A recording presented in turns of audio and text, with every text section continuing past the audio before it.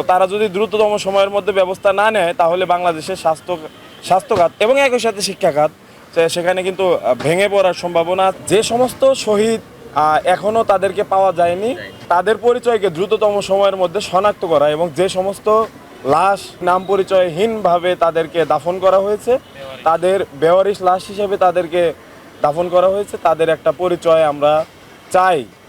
সেটা ডিএনএ টেস্টের মাধ্যমে হোক, যে কোনোভাবে হোক, আপনারা সবাই তাদের পরিচয় শনাক্ত করবেন। এটা আমাদের বর্তমান সরকারের কাছে দাবি।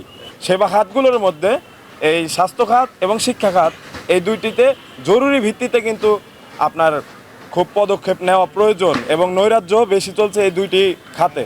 তো তারা যদি দ্রুততম সময়ের মধ্যে ব্যবস্থা না নেয় তাহলে বাংলাদেশের স্বাস্থ্য খাত এবং একই সাথে শিক্ষা খাত সেখানে কিন্তু ভেঙে পড়ার সম্ভাবনা আছে। এবং আপনারা জানেন সোশ্যাল মিডিয়ার কল্যাণে এবং মিডিয়ার কল্যাণে আপনারা সবাই জানেন এখানে অনেকগুলো ঘটনা আমরা ইতিমধ্যে প্রত্যক্ষ করেছি।